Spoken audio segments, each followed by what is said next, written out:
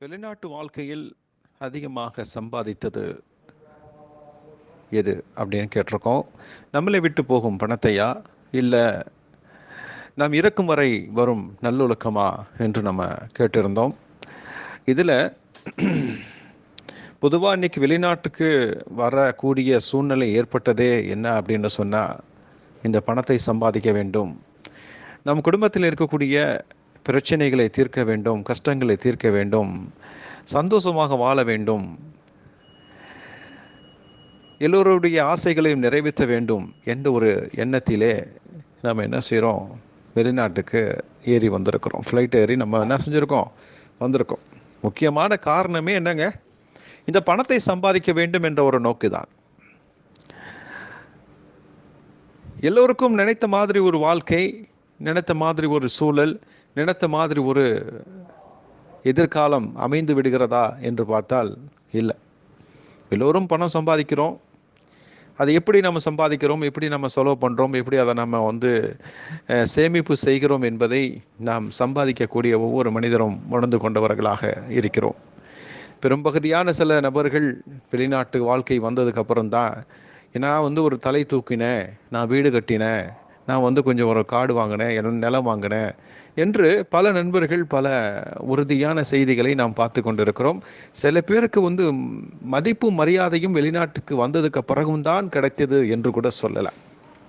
காரணம், அந்த மாதிரி பணத்தினுடைய வருகை, பொருளாதார சூழ்நிலை மேம்பாடுகள், இந்த மாதிரி சில விஷயங்கள் அவர்களுக்கு கிடைத்தது.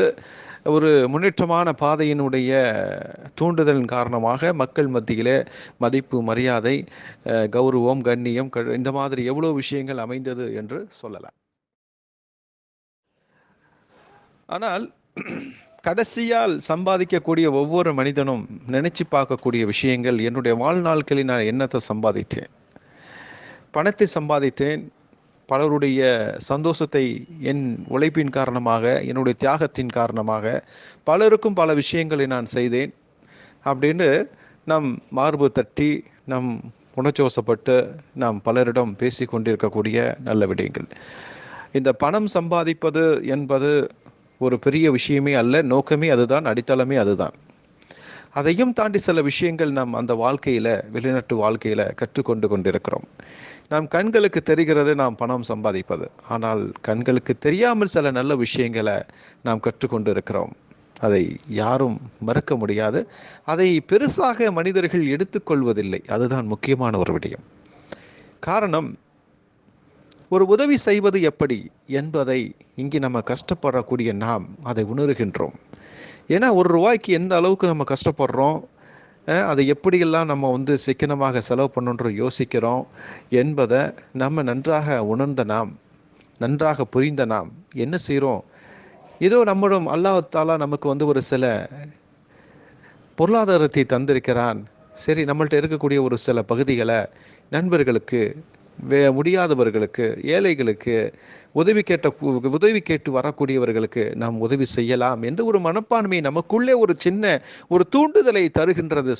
பார்த்தீங்கன்னு சொன்னால் அதுதான் நல்ல ஒழுக்கம். இன்னைக்கு எத்தனையோ பேர் பார்த்துருப்பீங்க, திருமண செலவுக்காக உதவி செய்யக்கூடிய மக்கள்கள் இருக்கிறாங்க. அவங்களுக்கெல்லாம் நம்ம ஏதோ ஒரு தினார, 2 தினார, 3 தினார, நம்மளால முடிஞ்ச 1000 ரூபா, 2000 ரூபா நம்ம இன்னைக்கு தருவும் செய்கிறோமே. அது எதை வச்சு வருகிறது என்று பார்த்தால் அந்த நல்ல ஒழுக்கத்தின் காரணமாகத்தான், இல்லையா? அது நம்மளோட சேர்ந்து வருது. இன்னைக்கு நம்ம பல இடங்களில் கஷ்டப்பட்டு, வேதனைப்பட்டு, வெக்கப்பட்டு, அவமானப்பட்டு, நொந்து நூலாகி என்னங்க நம்ம இன்னைக்கு இந்த ஒரு பணத்தை சம்பாதிக்கிறோம்.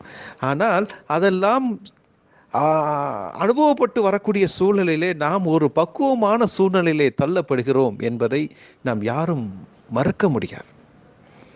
ஒவ்வொரு மனிதனுடைய சூழ்நிலைகளும் கடந்து கடந்து கடந்து நாம் வருகின்ற போது ஒவ்வொரு மனிதனிடத்திலையும் நாம் கற்றுக்கொண்ட கொள்கின்ற ஒரு நல்ல ஒழுக்கமான விஷயங்கள், வாழ்க்கையில் அனுபவமான விஷயங்கள், எதிர்கொள்ளக்கூடிய முயற்சிகள், இவெல்லாம் ஒரு மனிதனிடத்தில் நாம் கற்றுக்கொள்ளக்கூடிய ஒரு பாடங்களாக இருக்கு. எந்த ஒரு மனிதனுடைய உள்ளத்தை தொட்டு கேளுங்கள், நீ ஒரு நல்ல மனிதனாக மாறிய இடம் எது அப்படின்னு கேட்டால், நான் வெளிநாட்டில் வாழ்ந்த வாழ்க்கை தான் என்னை ஒரு நல்ல மனிதனாக என்னை மாற்றியது, பக்குவமாக என்னை மாற்றியது, எல்லோருடையும் நல்ல மனிதனாக என்னை உருவாக்குறதுக்கு அதுதான் என்னுடைய இடமாக மாறியது என்று சொல்லுவார்கள். அந்த அளவுக்கு தன்னுடைய வாழ்நாளிலே சம்பாதிக்கக்கூடிய வெளிநாட்டு வாழ்க்கையில சந்திக்கக்கூடிய ஒவ்வொரு மனிதர்களுடையும் ஒவ்வொரு முகத்தை பார்க்கிறான் மனிதன். எத்தனை விதமான முகங்கள், அத்தனை விதமான முகங்களிலும் அத்தனை விதமான அனுபவங்கள் ஒவ்வொரு மனிதனும் இந்த வெளிநாட்டு வாழ்க்கையில கற்றுக்கொள்கிறான்.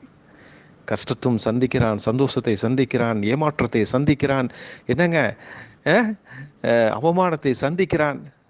அதுக்கு மத்தியில் அவன் ஒரு திடக்கரமான ஒரு முடிவு வருகிறான். நான் இவ்வளவு விஷயங்கள் அனுபவப்பட்டிருக்கிறேன். இனி வரக்கூடிய காலங்களிலே என்னுடைய சகோதரர்கள் யாரும் எந்த மாதிரி ஒரு சங்கடமான சூழ்நிலைக்கு தள்ளப்படக்கூடாது என்று அவனுடைய மனசாட்சி அவனுக்குள்ளே ஒரு உறுதிமொழி எடுத்துக்கொள்கிறது. இது வெளியில சொல்வதல்ல.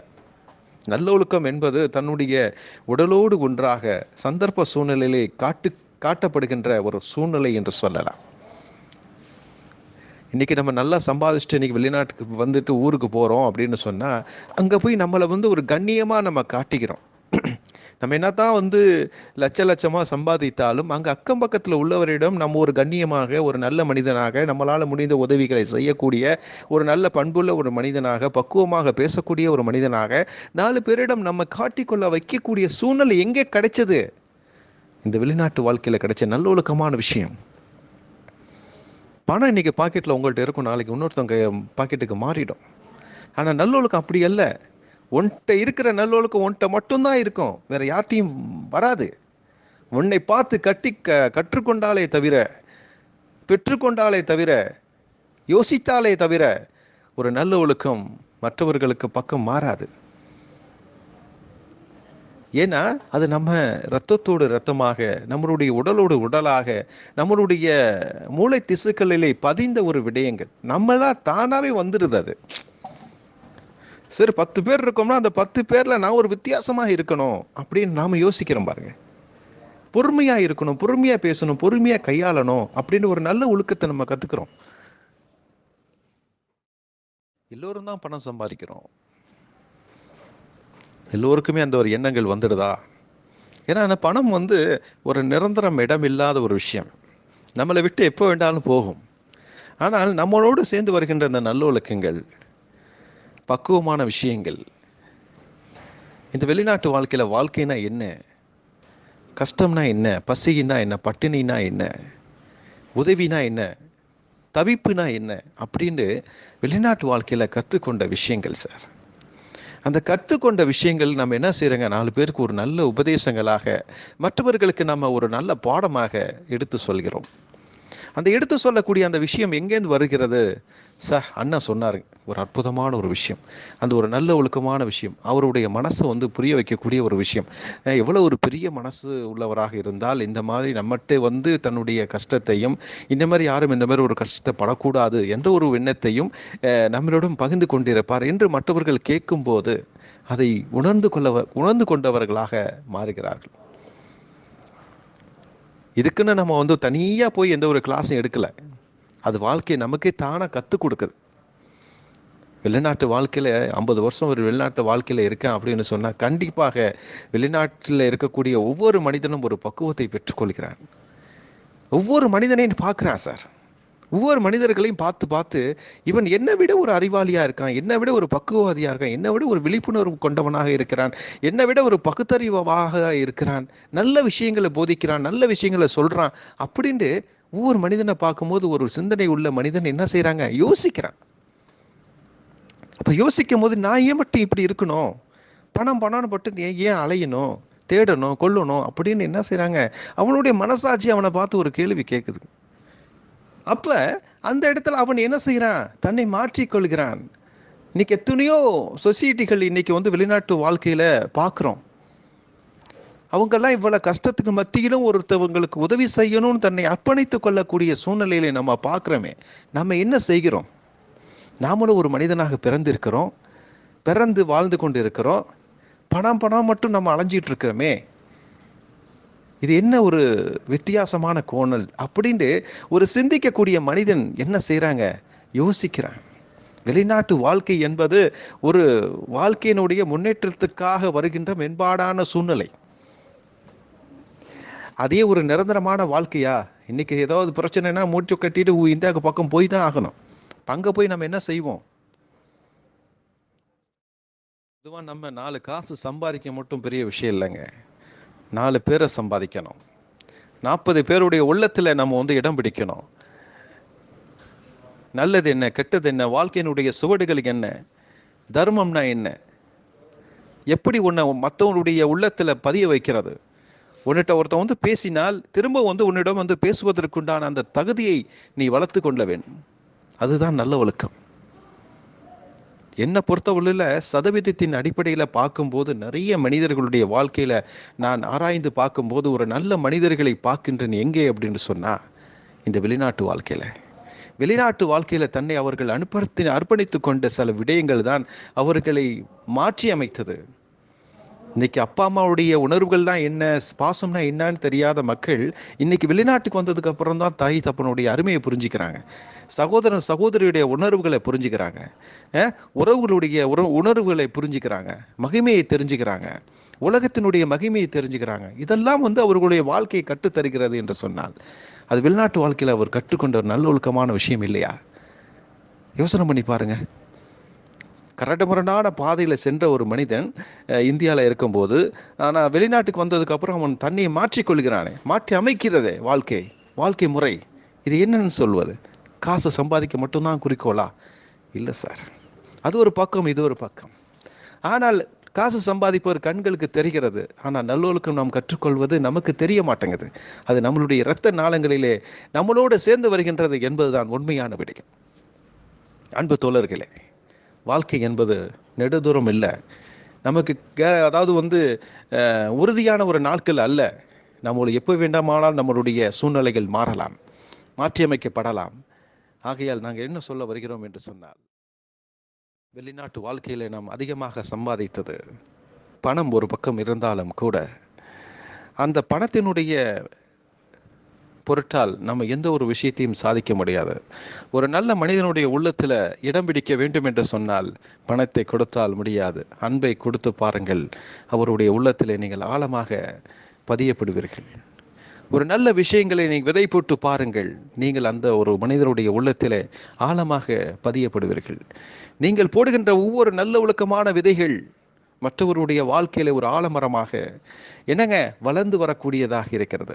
நீங்கள் சொல்லிக் கொடுக்கின்ற ஒவ்வொரு மனிதனுடைய வாழ்க்கையினுடைய நல்ல ஒழுக்கமான ஒரு செயல் உங்களுடைய வாழ்க்கையில ஒரு அபிவிருத்தியான சில செயல்களையும் நன்மைகள் கொண்டு வந்து தரக்கூடிய சூழ்நிலைகளையும் உங்களுக்கு அள்ளி தருகிறான் கடவுள்.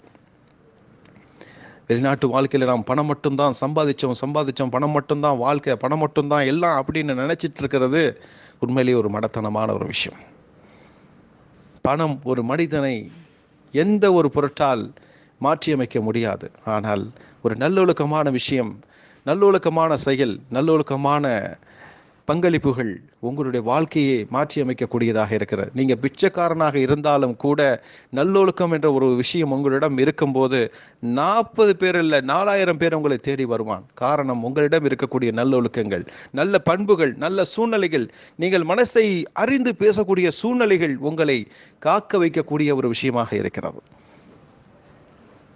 ஆகையால் நாங்கள் சொல்லுகின்ற விஷயங்கள் அழகானவை, அன்பானவை, அர்த்தமுள்ளவை. நீங்கள் கேட்கின்ற ஒவ்வொரு நண்பர்களும் இந்த விஷயத்தை மனசில் நல்ல பக்குவமுள்ள ஒரு சூழ்நிலைகளை, வெளிநாட்டில் நாம் காசை மட்டும்தான் சம்பாதிக்கிறோம் என்ற ஒரு உணர்வுகள் இல்லாமல் அதையும் தாண்டி மேலாக, உயிருக்கு மேலாக உத்தமமான நல்லொழுக்கங்களை இந்த வெளிநாட்டு வாழ்க்கையில் நாம் அதிகமாக சம்பாதித்து கொண்டிருக்கிறோம் என்பதை வெளிக்காட்டுங்கள் நண்பர்களே. வாழ்க்கை என்பது ரொம்ப தூரம் இல்லை, ரொம்ப குறுகிய காலம். கடவுள் நமக்கு எப்படி எழுதி வச்சிருக்கிறார் என்பதை நாம் அறிய மாட்டோம். ஆகையால் நாம் அறிந்த விஷயங்கள், அறியாத விஷயங்கள் எவ்வளவு இருக்கிறது. ஆகையால் நாம் வெளிநாட்டு வாழ்க்கையில் சம்பாதித்தது பணம் மட்டும்தான் என்று எண்ணாமல் நண்பர்கள், நாம் அதை விட ஒரு உயர்வான நல்ல ஒழுக்கத்தையும் சம்பாதித்திருக்கிறோம் என்பதுதான் உண்மையான விடயம். எந்த ஒரு மனிதனும் அதை திரும்பி பார்க்கறது இல்லை. தான் செய்கின்ற சில நல்ல விஷயங்கள் அது எப்படி வந்தது என்பதை மனிதன் யோசிக்கிறது இல்லை. அதுதான் உண்மையான விடயமாக இருக்கு. ஆனால் இன்னைக்கு நான் ஒரு வீட்டை வாங்கினேன், கட்டிடம் கட்டினேன், எனக்கு கார் நிற்கிறது, பைக் நிற்கிறது என்பது சொன்னால் அது வெளிநாட்டில் நான் வாங்கி வந்த பணத்தின் காரணமாக சம்பாதித்தது என்று உங்களால் சொல்ல முடியும். நாளைக்கு நீ ஒரு மனிதனுக்கு ஒரு எடுத்துக்காட்டாக வாழ்கிறாய் என்று சொன்னால் அது எங்கே வந்தது மட்டும் உன்னால் சொல்ல முடியவில்லை. காரணம் அது உனக்கு தெரிய மாட்டேங்குது. நல்லொழுக்கமான சில விஷயங்கள் வெளியில தெரிய மாட்டேங்குது. ஆனால் அது உனக்குள்ளேயே இரத்த நாணங்களில் ஊறிக்கொண்டு உன்னை நான் நடக்க வைக்கிறது என்று சொன்னால் அதுதான் உண்மையான ஒரு நல்ல ஒழுக்கமாக இருக்கிறது. வெளிநாட்டு வாழ்க்கையில் அதிகமாக மனிதன் சம்பாதித்தது பணத்தை விட இரத்த நாளங்களில் ஓடக்கூடிய இரத்த நாளங்களுடைய வரக்கூடிய இந்த நல்ல ஒழுக்கம்தான் ஒரு மனிதன் அதிகமாக கற்றுக்கொண்டான். அதைத்தான் நாம் கற்றுக்கொள்ள வேண்டும் என்றும் வற்புறுத்துகின்றோம். இனி வரக்கூடிய காலங்கள் மனிதனுக்கு நாம் எடுத்து கூறக்கூடிய ஒரு சந்ததிக்கு ஒரு நல்ல வார்த்தை என்று என்னவென்றால், நீ வெளிநாட்டு வாழ்க்கை என்ற ஒரு நல்ல ஒழுக்கத்தையும், வாழ்க்கை என்ற ஒரு பண்பையும், வாழ்க்கை என்ற ஒரு சுத்தமான நீரையும், தேரோட்டமான ஒரு வாழ்க்கையும் நீ கற்றுக்கொள்ள வேண்டும் என்று மற்ற நண்பர்களுக்கு நாம் பரப்புவதன் மூலமாக வாழ்க்கையில் ஒரு வசந்த காலம் நமக்கு வரும் என்று கூறி, நம் வெளிநாட்டு வாழ்க்கையில் அதிகமாக கற்றுக்கொண்டது நல்ல ஒழுக்கமே என்று நான் தீர்ப்பும் தொகுப்பும் கொடுப்பதில் மிக்க மகிழ்ச்சி அடைகிறோம். எங்களுடைய உரையாடலை கேட்டுவிட்டு உங்களுடைய மனம் திறந்த ஒரு ஆலோசனையும் கருத்து கணிப்பையும் எங்களுக்கு தர வேண்டும் என அன்போடு கேட்டுக்கொள்கிறோம்.